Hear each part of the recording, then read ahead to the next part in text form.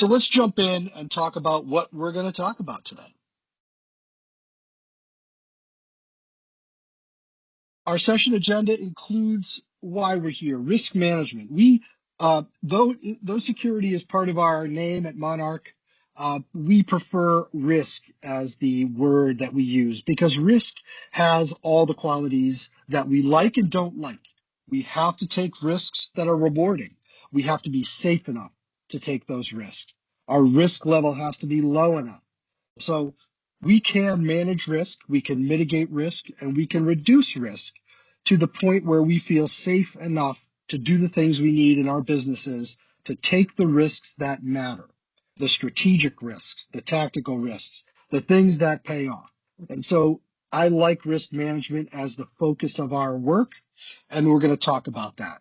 Then we're going to fill in the picture about what the internet is like. What is the situation? Well, it's wonderful, and it's also exists simultaneously, and learning to differentiate and discern between those two is a key to keeping yourself safe out there, as well as doing the basic hygiene of cybersecurity. We're going to talk through vulnerabilities, threats, and threat actors. What are the things that a lot of us do that make us vulnerable to cybercrime? We are humans, and that's one of the top things we cannot change. And so we do have qualities of our psychology that make us susceptible and vulnerable. And awareness helps mitigate the risk of those things. We're going to talk through specific types of payments fraud, what they are, why they exist, and how we can mitigate the risk of being compromised there. We're going to talk a little bit about artificial intelligence. It is the thing right now. It has been around for a while.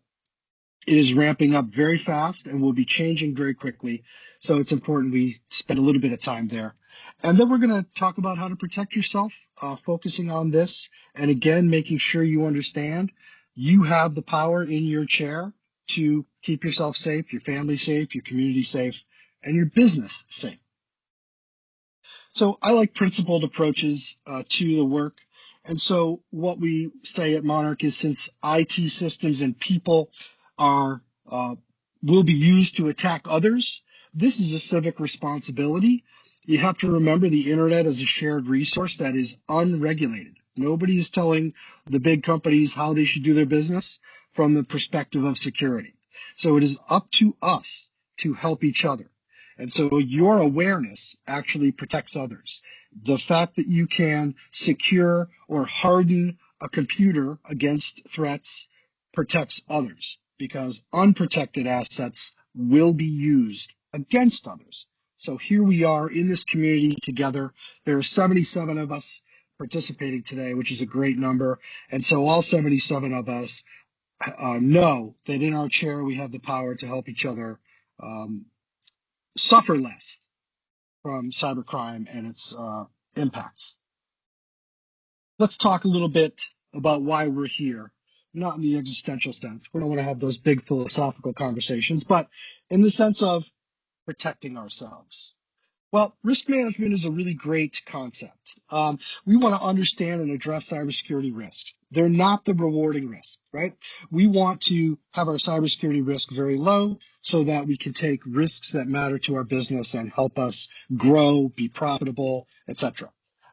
We want to make cybersecurity rather than, and there's two kind of concepts that I like to juxtapose. One is Frankenstein. And a lot of people think of security as something they have to wear, bolt on, and it's a lumbering beast of a thing, and it's not pleasant, and it's annoying, and it costs money. That's the Frankenstein approach. I prefer the apple pie approach because apple pie is delicious, and we want to bake cybersecurity into our business operations. And I can tell you that if you do that, cybersecurity programs help a business thrive. They promote consistency, resilience, and predictability. They help stabilize and create efficiencies in onboarding and offboarding, equipment and asset management. All kinds of excellent things come from cybersecurity programs that are well crafted and integrated into the business as usual. If you try it like a bolt-on, you're going to have an unpleasant experience. You may go too far, right? Take security too far. That happens too. We don't want to turn the world into a bunch of security companies. We just want security to be that enabler of a secure strategy. So we also want to create a culture of risk awareness so that all the people that work in our company understand they have a core function, whatever their job is. It also includes being aware of the risk that they face using technology and information that may be entrusted to you by your customers and clients, depending on what kind of organization you run or work for. And then finally, risk awareness builds resilience, our ability to come back quickly from adverse events, which absolutely will happen. And so in the cybersecurity space, a lot of people think of hackers and all of the intentional incidents that can be perpetrated by criminals. But security also covers the disasters we can't predict, including weather and damage to equipment and failing equipment and all the other things that are not intentional or caused by another person. So think about it that way too. Adverse events include any event that disrupts your business, stops productivity, stops you from selling or providing your services. So this is a topic that is broad ranging, applies to everyone in every kind of business. So what's out there? Let's get into what the internet is really like. You know, a lot of people get lulled into a sense of security because nothing bad happens on a daily basis. And there's a term for that. And it's risk homeostasis. And when you are in risk homeostasis, you feel not at risk, even though you are at risk as soon as you connect your technology to the internet, which again connects it to 5 billion people, most of whom you've never met. And a lot of those people are trying to do bad things. So let's try and set the table with the vastness and depth of our interactions online. I love this slide every minute of the day. Take a look around the wheel. These are the services we are all using. And hopefully you'll be astonished as I remain astonished. I've been doing this work for 25 years and I still am astonished by the sheer volume of data we use, data, how we interact with the data, where we interact with the data. So we have, 425,000 hours of content streamed every single minute on Netflix. We have 230 million emails sent every minute of every day. This is non-ending. This is not some of the day, part of the day. Every minute of every day, we have 6.3 million Google searches going on. And look around that wheel and you'll see the things that you use. And think of it this way. That is an amazing amount of interaction. And you are interacting with people, whether you think you are or not, whether you're intentionally interacting or not. And you're interacting with all kinds of fraud. So even if 10 or 15% conservatively estimated is part of that 100% you're looking at in these services here, that's in a lot of fraud. And it is designed to fool us. It is designed to use the common components of our human psychology as weapons against us when it's malicious. So we're going to talk through that because it's important for us to understand the volume and frequency of our interaction with other folks who, again, some mean us harm. Looking through the IC3, which is the primary conduit for banking and reporting incidents on the internet through the federal systems, look at the complaint and loss trends since 2020. A steady stream upward arc of compromised complaints and losses. And in the past 5 years, you can see the statistics, 4.2 million complaints to IC3, $50.5 billion in losses. That's an astonishing number. And around 836,000 average complaints every year go to the IC3. It's a lot. It's a lot to wrap our heads around, and it can seem overwhelming. And so this is a good time to remember. We can't fix the whole thing. What we can do, though, and what we are empowered to do, just as individuals, The most basic cybersecurity practices are very powerful because if you think of cyber criminals as car thieves, right? A car thief goes into a parking lot and they're checking door handles. They're seeing if there's any open windows, open doors. It is exactly the same with cyber criminals. They are opportunity driven, not target driven. A lot of people have a misconception that cyber criminals pick a target and go after it. That does happen. Sites like the Department of Defense in the United States and sites, big retailers and things like that will always be targeted. Microsoft Office 365, a primary target. But mostly cyber criminals are scanning and doing reconnaissance and looking for ways to opportunistically take advantage of vulnerabilities. This will tell you just in Maine alone, the statistics on basic kinds of fraud that happened last year. So these are the 2024 statistics for Maine specifically coming out of IC3. And you can look at the list up there and see data breaches. There were 13. There were 77 business email compromises in Maine in 2024. Now, that is just by complaint. So this is a very small number of the actual number. These are just the people who picked up the phone and talked to IC3 about what has happened to them. Personal data breaches, 205, phishing and spoofing, 357. So, I mean, you could multiply this by a big number to get to the actual number of compromises. But it's important to understand we are not alone in our struggles and we are not alone being victimized. My own mom had her identity stolen this year in January. Her son is a security professional. Okay. But she is 88 years old and she is very vulnerable. Elder compromise is a very big problem. I encourage everybody to sign up for the FTC's security feed because they are wonderful at communicating new compromised methods, tools, and techniques that cyber criminals use, especially for elders who are at risk. And elders are at risk because they already feel vulnerable. So anyway, our businesses are at risk as well, and we suffer all of these things. I personally do incident response, working with different financial institutions like Bangor. And the loss amounts are staggering at times, but also they relate almost always to simple things not being done that would have prevented loss. So here we have, again, just by the numbers in 2024, for the total $16.6 billion in losses alone in 2024.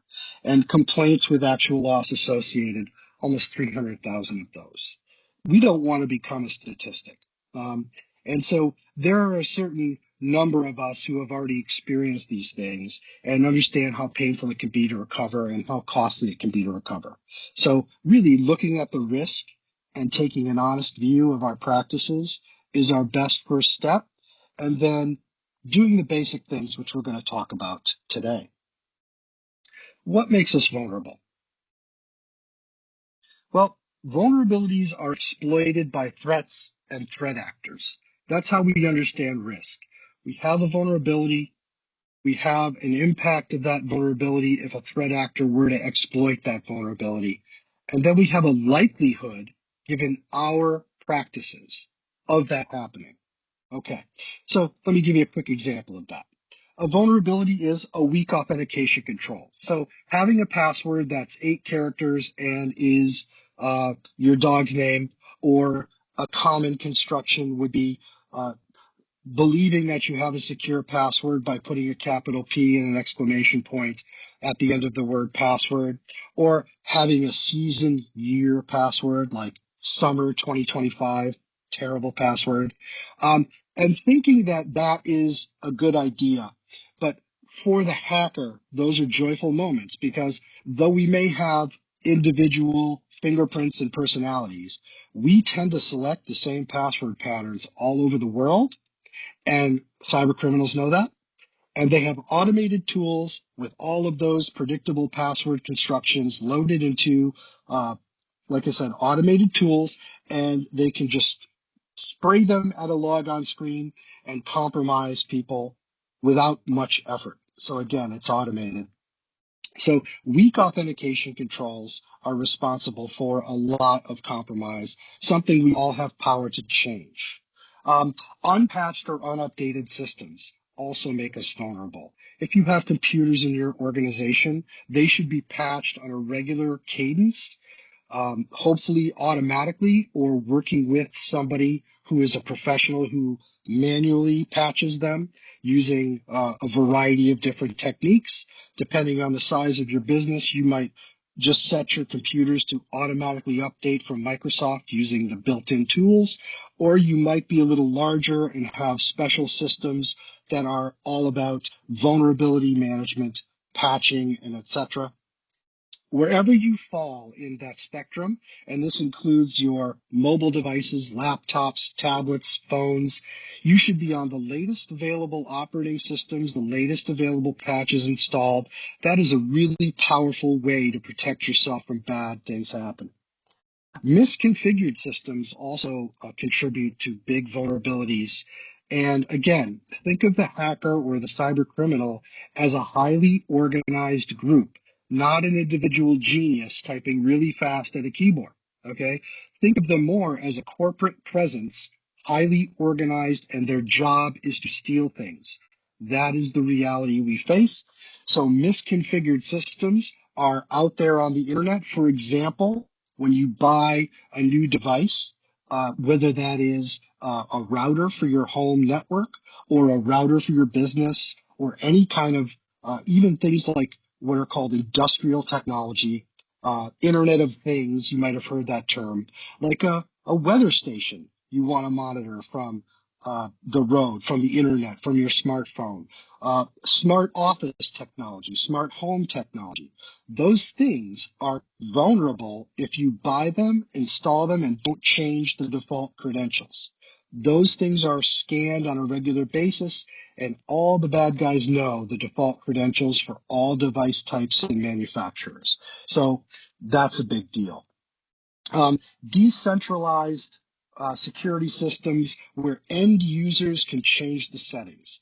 If you're using antivirus software, which you probably are using more than one type of antivirus or anti-malware software, end users should not be able to disable or change the way it operates. That's what decentralized means. Unhardened operating systems. When you buy an operating system, whether it's the Mac or a Windows system, out of the box, they are vulnerable to a host of different kinds of compromise situations. People who own Apple computers, Macs, tend to think they're more secure than Windows. That is a big fallacy. I need to correct that immediately. The reason that Apple and Mac used to experience far fewer compromises because they are a very small percentage of, especially in business, the technology community. Windows has captured probably 96% of the desktops in the business world, and so a lot of the compromises were written specifically for Windows. But Macs, Apple have always had just as many, and in fact, often more vulnerabilities in their operating systems. And it's also important to note that a lot of the attacks that are perpetrated today are platform independent. In other words, it doesn't matter what operating system you're using because social engineering is the number one attack. And that is a people-to-people compromise, and we're going to talk a little more about that in a minute. Lack of formal policies and procedures, processes, etc., is also a big vulnerability. It is really important for the people that work for you to understand the rules of the road with your technology. We prefer to see an acceptable use agreement that has basic use defined and things that are allowed and prohibited very clearly spelled out. People like to know where the boundaries are in their work experience so they can feel free to perform at their highest level in their job. If you're wondering what to do with data, how to behave on the internet, what to do with email, how to use social media, all of those things should be defined in an acceptable use agreement. Put the policies together, put them out there, make sure they're understood, and you will have a better experience from a security perspective for sure.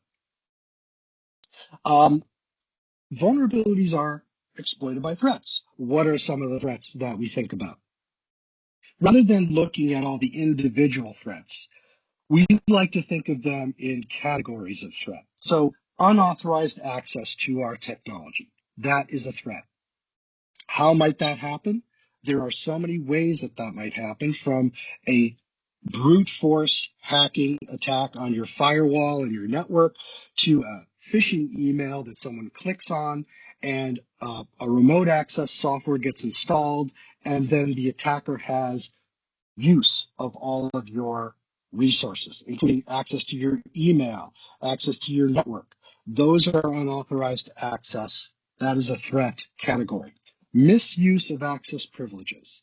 This is when someone you have trusted to be an administrator or have access to your data misuses it in some way. That happens. It's not fun to think about that. The insider threat is an unpleasant topic for everyone to consider, but it is a big reality, especially in larger organizations. Unintended exposure of information. This is a big threat. This is unencrypted USB drives that have data on them that get lost, laptops that get lost. If you allow access to personal webmail and file sharing sites without any security controls, somebody could copy and paste the data into the wrong window, and that is also unintended exposure of information. Sending email with sensitive information to the wrong recipient, also a threat of unintended exposure of information. Disruption of business and IT services. Anything can cause that, from a cybercrime compromise to an adverse event like the failure of a hard drive, the failure of a router, the failure of an internet connection. So that's also a threat type. And again, it's important to know that when we're talking about cybersecurity, we aren't always talking about crime. We are also talking about resilience controls, like backing up data, making sure we have a backup, that we test that backup, that we can rely on that backup. And that's going to help us in a lot of different ways. And process failure. Well, if we're changing our technology a lot and we don't have a process to make sure those changes are going off as we plan them, that can cause a problem. We also have, again, the subjective application of use. So if you don't have a policy that says, here's how to use these things, people are going to make up their own minds about how to use things. And that, of course, is going to be as different as everyone is different. You don't want that situation. So process failure is also identified as a threat type. When we think of the hacker, this is usually the person we think of. A cloaked genius with multiple screens, typing super fast, and directly hacking into systems. And this is a Hollywood fantasy. The actual reality looks something more like this. A corporate environment where people have jobs, they come to work, they work 9 to 5. Their job is to steal things from other people, to put phishing emails into the world, and to, believe it or not, this particular picture is a ransomware as a service call center. What is that? You may have never heard of that before. Well, you've probably heard of ransomware. Ransomware is a type of malware that gets installed on your network, encrypts the data where it is so you can't use it, and then you will be contacted in a variety of ways, and you will have to pay a ransom, usually in Bitcoin or some other digital currency, to get the keys to decrypt your data. It is a very common attack. It is extremely painful in healthcare. It is rampant in healthcare right now. And this call center, when you rent their malware for $20 a month, they'll help you make it work. If you're having a problem stealing from people, you can call them and they'll support you, like Microsoft would support you if you called about your operating system. Now, if I could see your faces right now, some of you would probably be showing me horrified expressions. And I understand that. If you're learning this for the first time, it's disturbing information. I need to make sure I keep reminding you, however, that as scary as these things are, the most basic hygiene still protects you, because organizations like this organization are looking for the unprotected resource. They're looking for the unaware user. who clicks on phishing emails. They're looking for the unsecured firewall, the unsecured computer, et cetera, et cetera. And a huge one that I have to mention, and I'll mention it quite a bit, is using multi-factor authentication. If you're not using multi-factor authentication or you don't know what that is, we're going to talk more about it in a bit.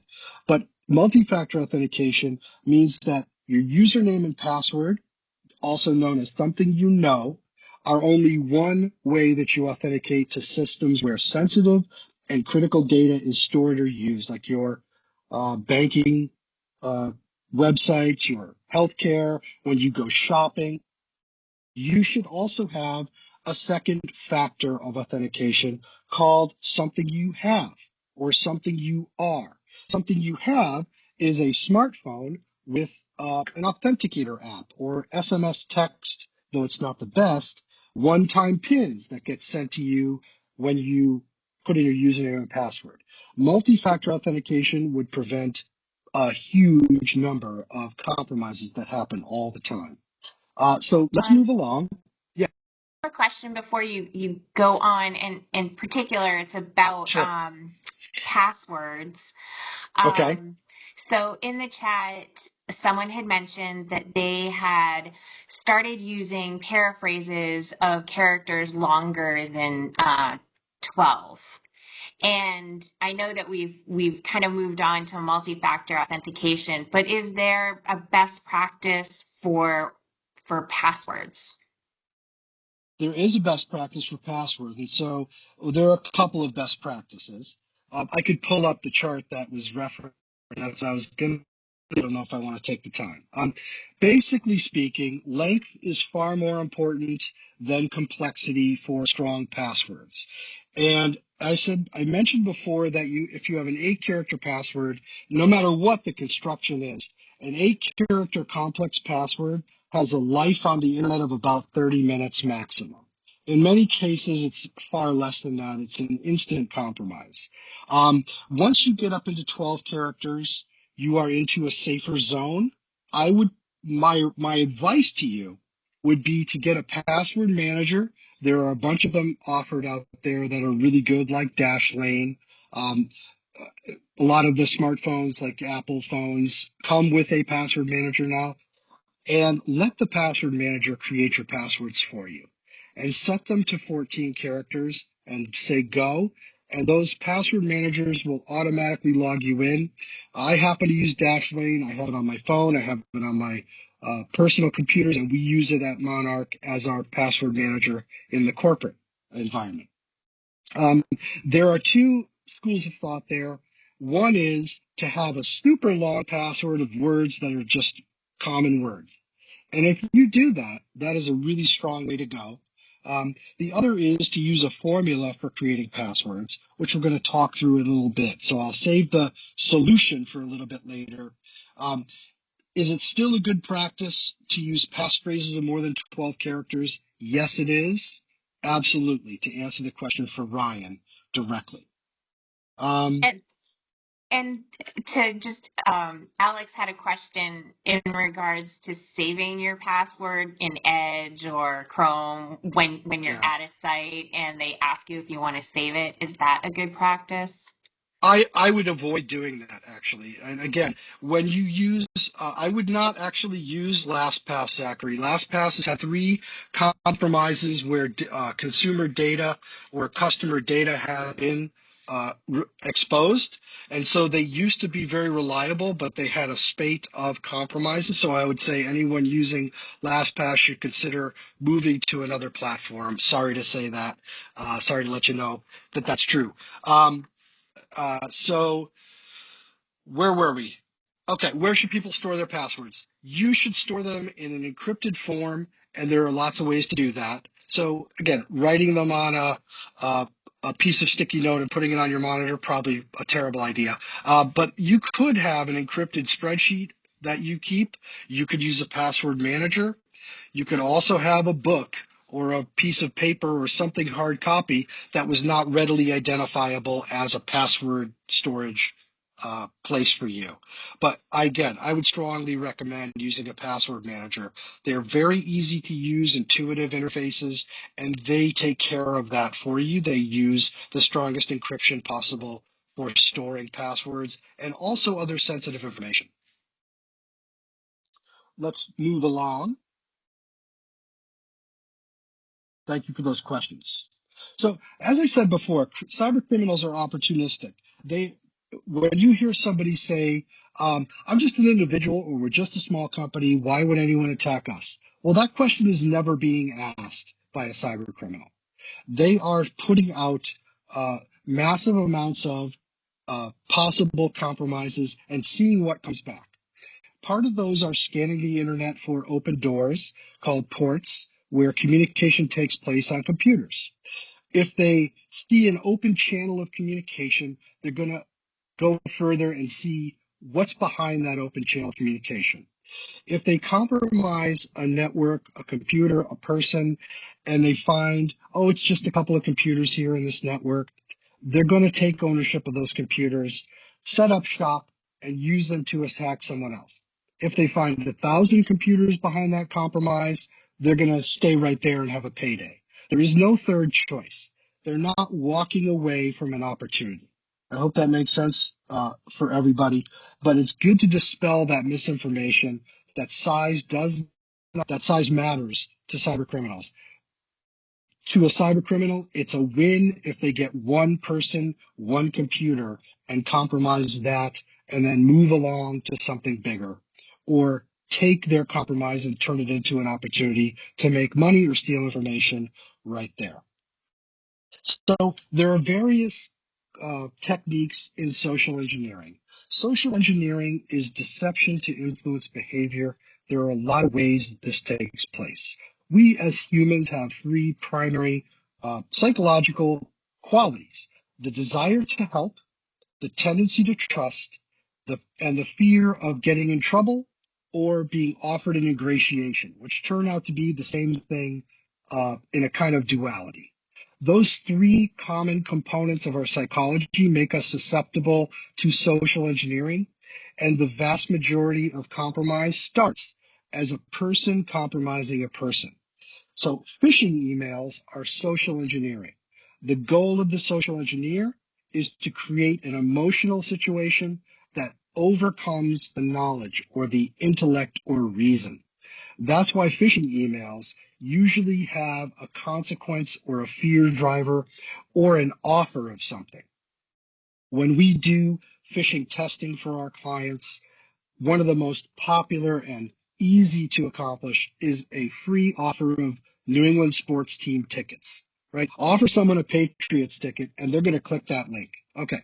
So phishing is a real problem, and I hope that your organization is taking steps to test phishing readiness and perform training for your staff on how to recognize phishing emails and not click on them, the behaviors that matter, to not react to emotional email situations where, let's say, you get an email from Microsoft that your account's about to be disabled, or you're in financial trouble, your bank is going to shut off your banking.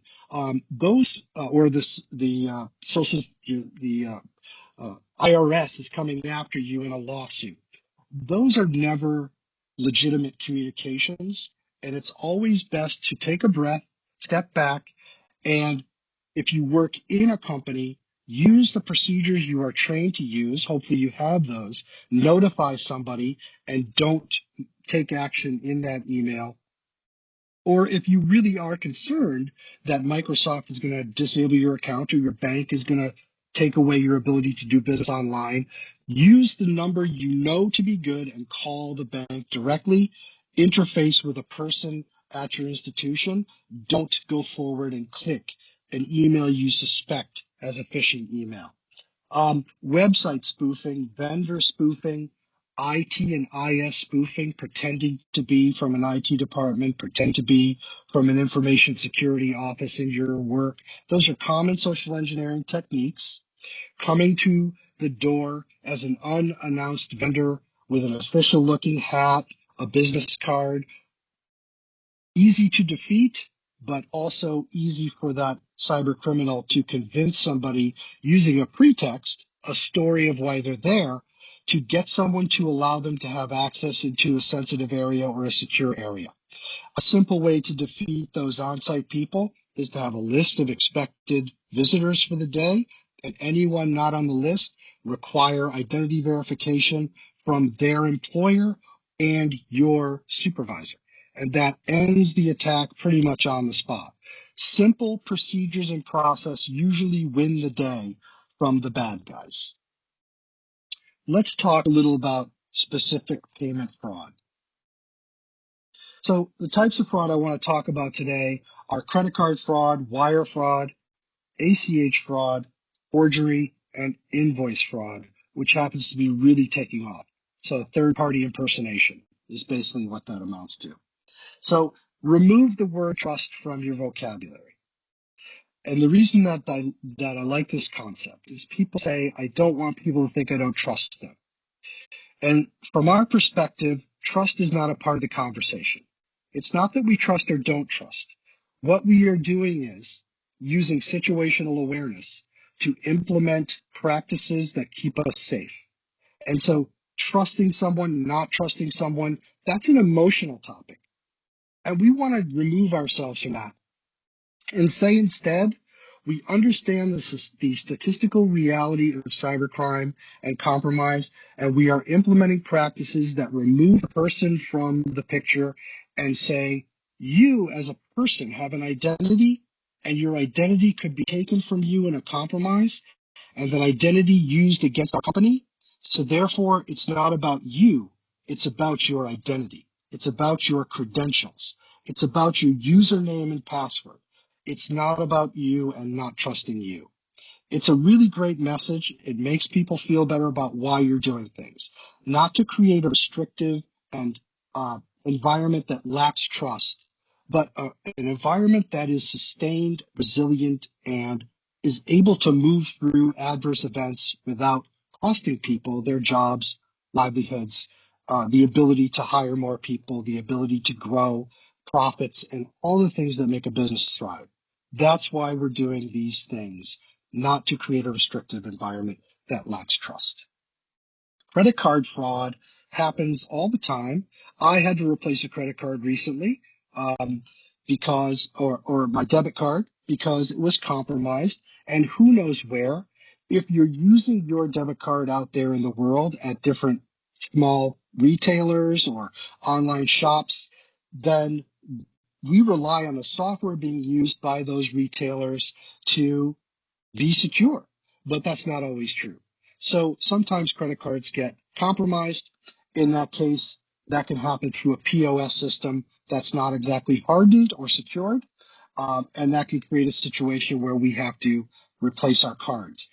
My advice to you all is to try to get in the habit of using a credit card more than your debit card to make purchases out there, because when you're using credit, you're actually not spending your money directly. You're spending someone else's money that you then pay down later. It's a lot easier to recover funds from a credit card compromise than a debit card compromise. So prevention and detection. It's difficult to prevent this entirely, but the chip and pin cards that we have make fraud much harder. Create a corporate credit card use policy if you're using and providing credit cards to your employees and staff. Review the statements when they are posted. I can't stress this enough. Review them. The speed at which you recognize fraud and compromise is a big indicator of how you'll fare getting money back to you. Investigate the variances from your policy. Why did this charge show up when it's against our policy? Why is this over the limit, et cetera, et cetera. Wire fraud is very difficult because wires are gone when they're gone, and you have maybe a day or two to recover funds that are wired. It really depends on the banks involved in the stream of the wire after it leaves your place. Social engineering is a big threat to wire security. We see it all the time. A customer of a bank gets compromised. They take advantage of their place. They read emails. They understand how this customer is communicating with their bank. They take over that communication and they make wire requests. And the customer themselves is unaware of this activity until there is a compromise. They get a statement, there's a wire on it, or they get a notification, and it's a big problem that can't solve if it's been too long. Business email compromise is a huge problem around wire fraud. So please be careful out there. If you're using Microsoft 365, which most of you probably are, make sure you're enabling multi-factor authentication for all logins to that site. It is a very attacked site, very easy to compromise. And if someone gets your logon credentials and they compromise your email, they have all that information at their fingertips to get to know you and how you communicate with the world. That is one of the biggest front doors to fraud there is, business email compromise. And so again, policies including dual control for financial transactions is a big way to control wire fraud. Agreement with the bank for change approvals. So how do changes to your wire configuration get approved? Have something, you will undoubtedly have an agreement with your bank about how that happens. No Bangor Savings Bank's limits and controls. What are the limits on wires? What are the limits on daily wires, monthly, whatever they are? Get to know your institution, especially at Bangor. I know from working with Bangor Savings Bank for years and years, they take security very seriously. It's just such a great dedicated team there. So take advantage of their knowledge and their help and get to know before anything happens how these things are handled if they do happen. Have internal limits that engage more approval gateways at different amounts of wires that are going to go out. And again, review activity after the fact on a regular basis. The more frequently you review that activity, the faster you'll be able to recognize compromise. ACH fraud, similar. ACH, a little different than wires, but you can enable ACH blocking and filtering through Bangor Savings Bank. Use a designated ACH account. Know your vendors you're paying. Don't allow them to change information without approvals and gateways, right? Because vendor fraud is a huge problem right now, invoice fraud. Make sure when a vendor says, oh, we're changing our ACH information, or a customer, we're changing our ACH information, make sure you get approvals and have approval gateways that are secure and you understand that change was an authorized change. Set limits and review activity. Forgery, still a thing. Check forgery. Secure storage of your checks. Use Positive Pay. Sign up for Positive Pay through Bangor. Positive Pay is letting the bank know these are the checks that we're writing. And if any variance happens, you have an ability to be notified, right? So Positive Pay is a really powerful control. Again, activity review and statement review. Know what's going on.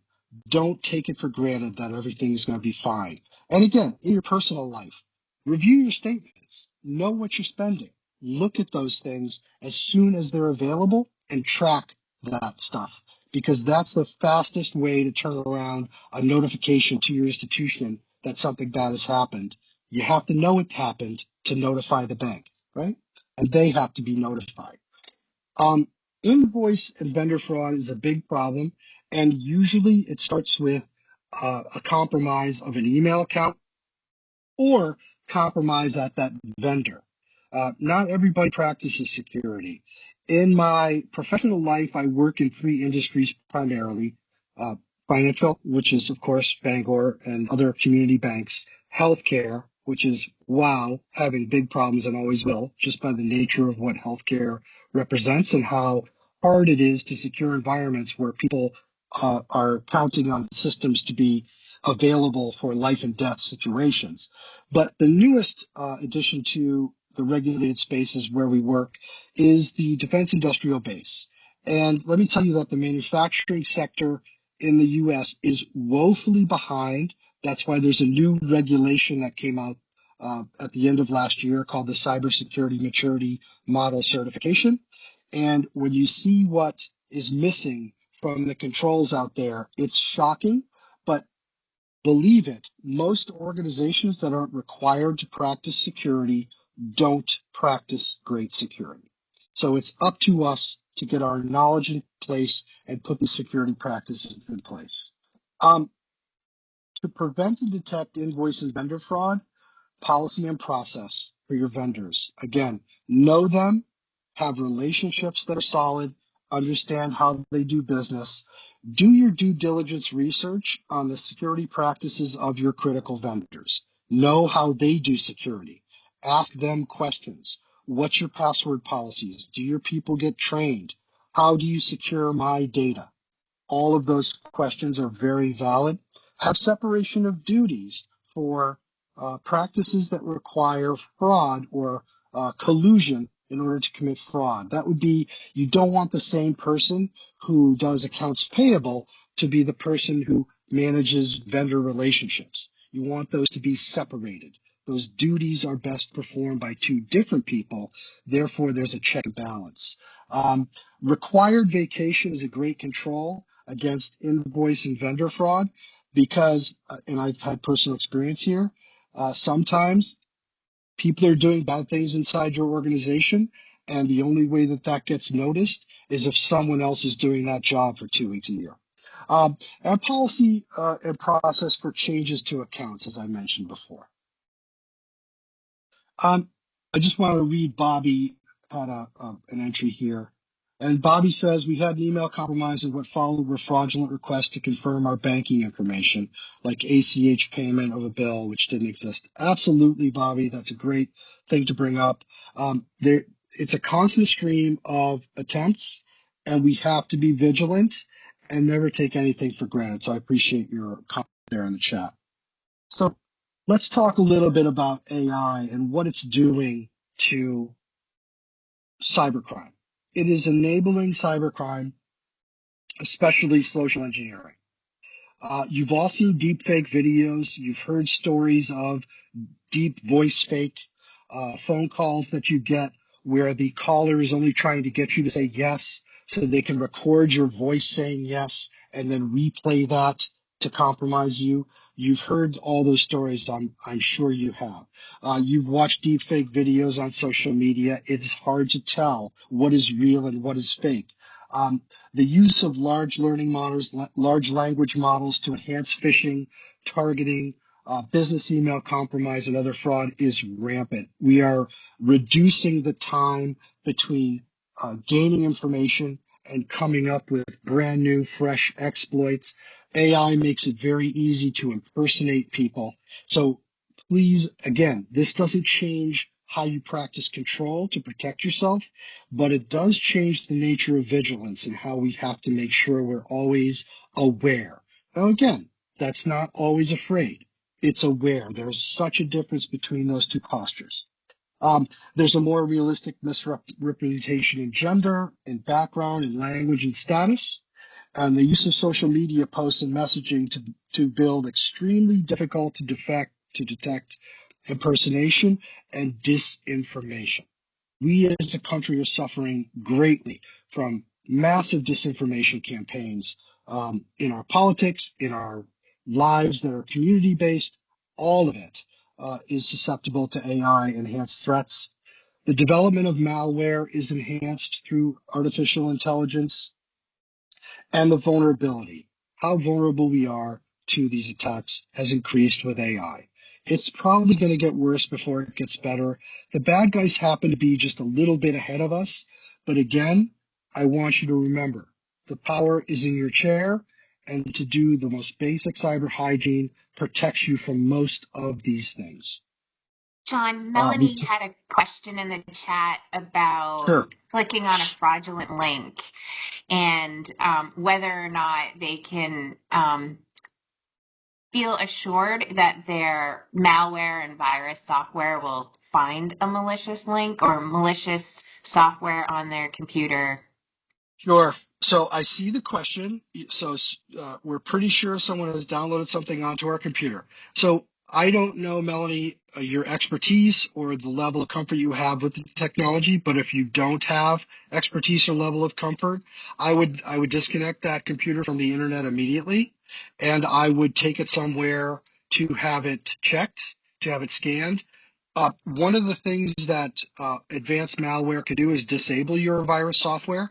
So if you suspect something has been compromised, but you don't feel confident in your ability to do the investigation, places like Best Buy have the Geek Squad. They will do a good job. Or if you know an expert that you can call, someone to come and do work for you and make sure that your computer is safe. The very most extreme thing you can do, of course, is to back up your data and wipe your computer and reinstall your operating system from scratch. And that usually will do the trick. But not knowing more information, those would be my advice to you immediately. First step is disconnect that machine from the internet and don't use it to connect to the internet again until you have more answers. I hope that helps a little bit. And in that vein, let's spend the last few minutes here talking about protection.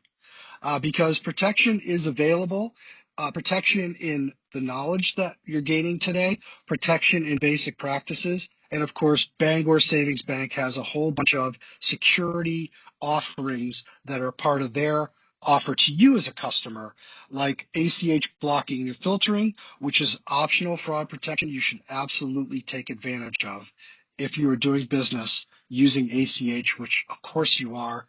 Use an ACH filter whitelist, and that means only those on your whitelist will be allowed to be paid, and you have to add new payees to a whitelist. Use positive pay for your checking and make sure that you are taking advantage of that optional protection. Again, these things may cost money, but they prevent so much damage. And when you have a problem with an account, you think something negative has happened, please send an email to corporate services support at bangor.com or call the number that's on your screen. Communicate as soon as possible. Don't worry about perceptions. Bangor Savings Bank is so on board with helping you through a situation. They're just amazing people. I can't stress that enough. For compromise, I'm going to read a question in the chat that I see. For compromise of mobile devices, will a factory reset eliminate most all malware spyware programs from Android? Generally speaking, yes. That's a great question. For compromise of mobile devices, will a factory reset eliminate most or all malware spyware programs for Android and iPhone devices? The answer to that is yes. As far as security goes, Apple happens to be a much more secure place for typical users of devices. They are much harder to compromise because you can only get software from the official Apple Store, whereas for an Android phone, it's a Wild West situation. And malware, in a malware category, Android phones are always at the top of the list for malware compromise. So if you're a very experienced user, Android phones are amazing. I'm not saying anything is bad about them, but specifically from the security perspective, Apple phones are just better for the average user security-wise. Just want to put that out there. But yeah, wipe the device. If you think it's been compromised, absolutely. Reinstall, go back to the factory, and generally speaking, that should clear up anything there. Getting back to our talk, maintain risk awareness. Remember you're not having a personal experience. Understand the risks associated with your use of technology, things we've talked about today. Again, there are ways to secure you from a very high percentage in the high 90s of most common compromises by doing the most basic things that we have talked about today. Require good password hygiene. We sort of got into that.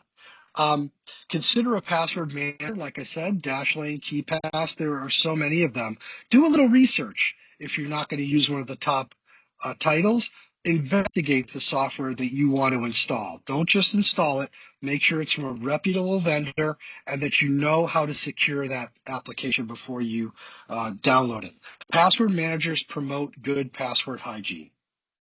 Hey, look what I've got. It's the password chart. I didn't want to spoil the surprise. Okay, so This is basically the lifetime of a password based on the length and the types of character sets you're using. And you can see if you're using an 8-character password, even if you are using all the character sets, it's a very short time to live. These are all instant.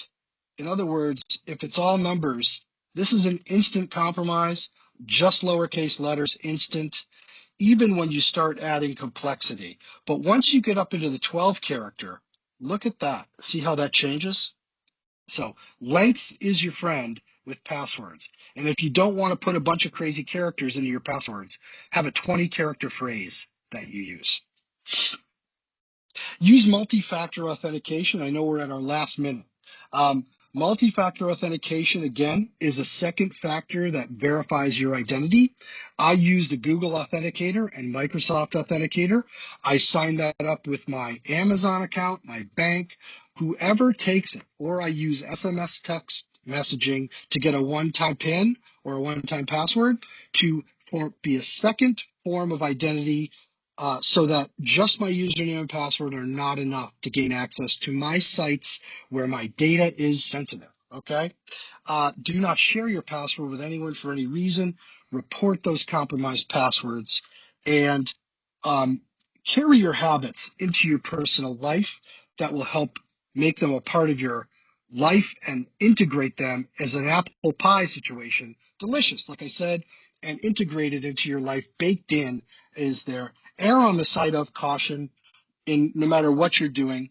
We're going to make sure that these slides are distributed because I know we're at time, but there are a lot of things you could do that are in the slides that you'll be able to read through and understand. And again, pose questions to your banking professional at Bangor. If it's something they can't answer directly, they'll reach out to me. I work with the bank all the time and have open lines of communication there. Ask questions of your IT provider to make sure they know how to do security. These are the questions you should ask. Again, we'll make the slides available. And know those third-party vendors. I talked through doing due diligence. These are some great questions to ask your vendors to make sure they practice security the way they're supposed to. And that pretty much covers it. Does anyone have a question quickly before we close up? And otherwise, like I said, ask questions of your Bangor contacts, and if they can't answer directly, we'll make sure we get involved to get an answer for you. Thanks Thank so you much for your so time, much. everybody. Yes, Thank you. thank you, John. And this recording will be available, and we will get the slides available out to you as well. Thank you, Great. everyone, for attending today. Thanks, everyone. Bye-bye.